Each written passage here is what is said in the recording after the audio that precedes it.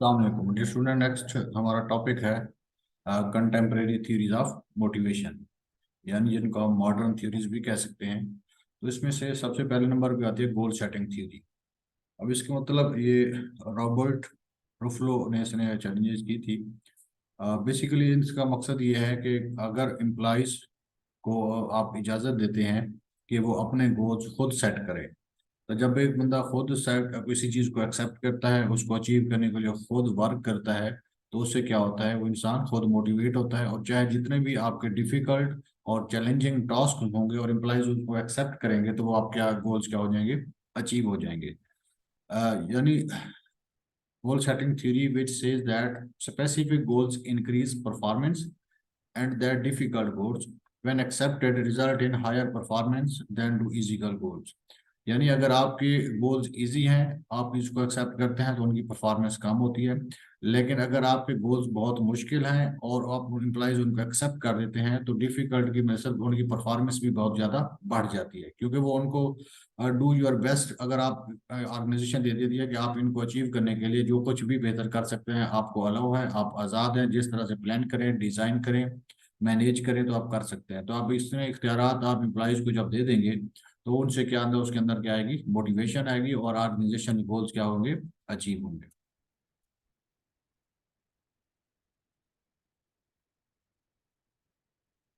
ये जी आपके पास गोल्स हैं, ये डिफिकल्ट गोल्स हैं, ठीक है।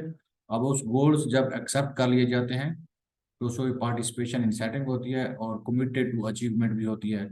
तो इस कमिटमेंट के लिए क्या होता है, goals are public, individual has internal locus of control and self test goals. अब जब आप गोल्स को कमिट भी कर लेते हैं, एक्सेप्ट भी कर लेते हैं, फिर आप क्या करते हैं, मोटिवेशन लेते हैं, मोटिवेट हो जाते हैं, intention to work toward goals. तो इससे आप सेल्फ एफिकेसी, यानी अपनी जितनी एफिशिएंसी है, डिवोशन है, एनर्जी है, आप उन गोल्स को अचीव करने पे खुद ब खुद लगा देते हैं। और दूसरा, आपका कल्चर भी आपको सपोर्ट कर रहा होता है, मोटिवेट करता है गोल्स को अचीव करने के लिए। उसके बाद self generated feedback on progress, high performance plus goal achievement, क्योंकि आपने खुद ये डिसाइड किए होते हैं, प्लान किए होते हैं, तो आपको फीडबैक भी मिल रहा होता है कि क्या अकॉर्डिंग टू द प्लान में उस पर प्रोग्रेस मेरी कैसी है, और वो गोल्स मेरे अचीव हो रहे हैं या नहीं हो रहे। उसके बाद है जी री enforcement theory. It says that behavior is a function of its consequences.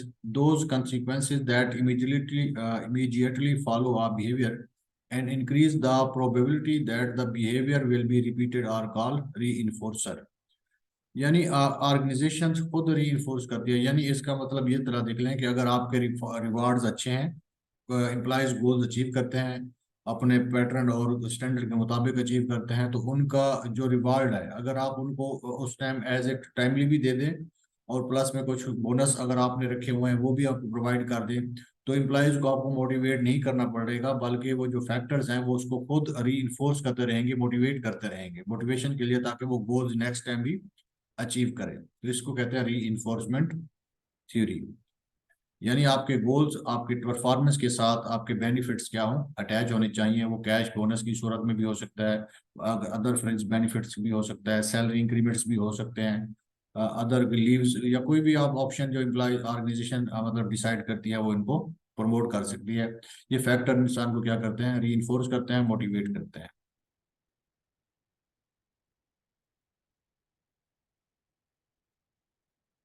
चलिए कुछ जॉब है, इनको देख लेंगे, टर्मिनोलॉजी यूज है, ये बड़ी इंपॉर्टेंट है, ये अक्सर इनसे रिलेटेड कोई ना कोई एमसीक्यू आया होता है।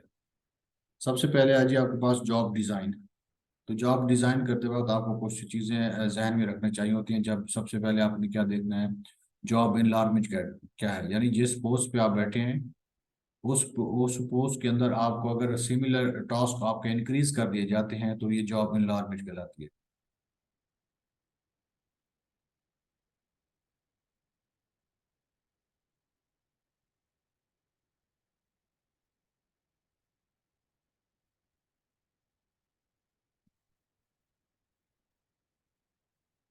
In most job enlargement efforts that focus solely on increasing the number of tasks do not seem to work.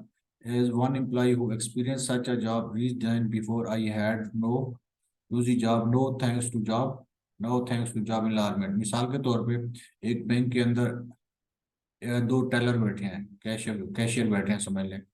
अब एक बंदा चला जाता है, रिजाइन कर देता है, तो आप मैनेजर कहता है तो जी आप दोनों सीटों का काम आप खुद करें, एक जो बाकी बच जाता है टेलर उसको। तो ये बेसिकली ये जॉब इनलार्जमेंट कहलाती है, उसका नंबर ऑफ एक्टिविटीज क्या हो गई है, बढ़ गई है। सेम लेवल है लेकिन टास्क आपको क्या हो गए, इंक्रीज हो गए हैं, रिस्पॉन्सिबिलिटीज इंक्रीज हो गई हैं। उसके बाद आती है जॉब एनरिचमेंट, यानी जिस पोस्ट पे आप बैठे हैं उससे जो अप वाली पोस्ट है उसकी रिस्पॉन्सिबिलिटीज भी आपको दे दी जाती है। यानी आपके अगर कैशियर के ऊपर ऑपरेशन मैनेजर बैठा है, अगर वो कुछ अर्से के लिए चला जाता है या सीट पे नहीं है तो आपको मैनेजर, ब्रांच मैनेजर या कोई मैनेजर जो है वो आपके साइन कर देता है कि आप अपना काम भी करें प्लस ऑपरेशन मैनेजमेंट मैनेजर वाला भी काम करें। तो आपकी रिस्पॉन्सिबिलिटी क्या होगी, बढ़ गई। तो ये इसको जॉब इनरिचमेंट कहते हैं। यानी job enrichment increases job depth, which is the degree of control employees have over their work. In other words, employees are empowered to assume some of the tasks typically done by their managers. Manager वाला task अगर आपको दे दिए जाएंगे तो आपकी job enrichment कहलाएगी। Thus, an enriched job allows worker to do an entire activity with increased freedom, independence and responsibility.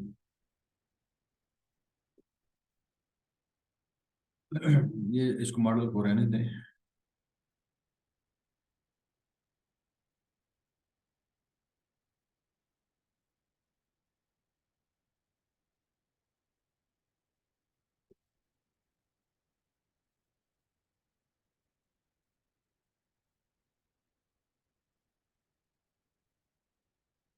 Next है जी आपके पास इक्विटी थ्योरी।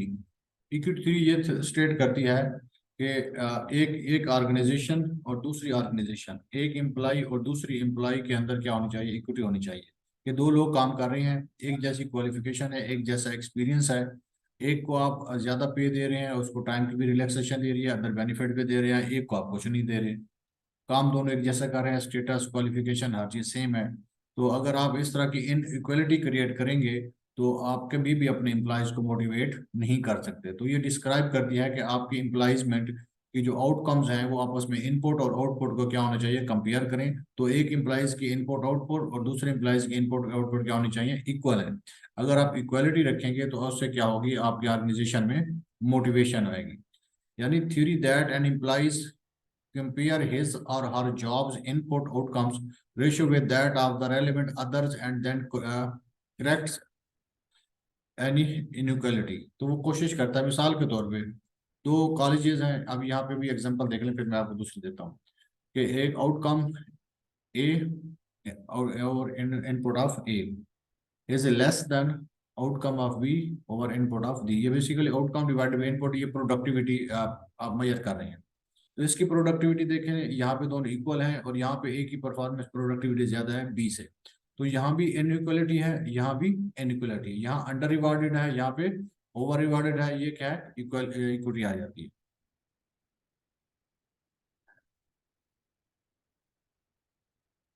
तो ये कहते हैं कि अगर आप प्रोसीजर में, टास्क में, बेनिफिट्स में, हर चीज में आप इक्वलिटी को मेंटेन करेंगे तो आपके एम्प्लॉयज क्या हो जाएंगे, मोटिवेट हो जाएंगे।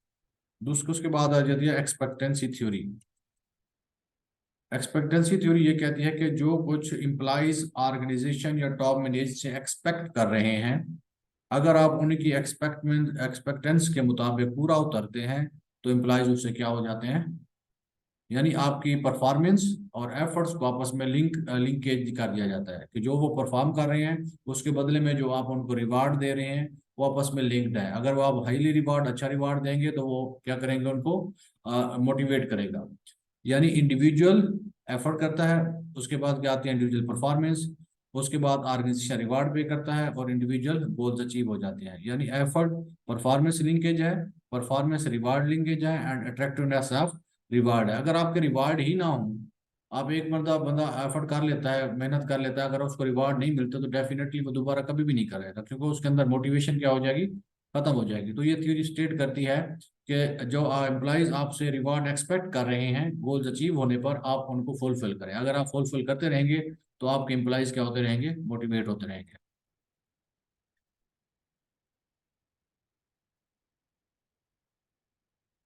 ये जी इंटीग्रेशन कंटेम्प्रेरी थ्योरीज मॉडल है। ये सब को उसने इकट्ठा किया हुआ है, जितनी थ्योरी हम आपने कंटेम्प्रेरी थ्योरीज पढ़ी हुई है उनका मॉडल बनाया हुआ है। ये करंट इश्यूज हम डिस्कस नहीं करने, हम इसके बाद लीडरशिप थ्योरीज को देख लेते हैं।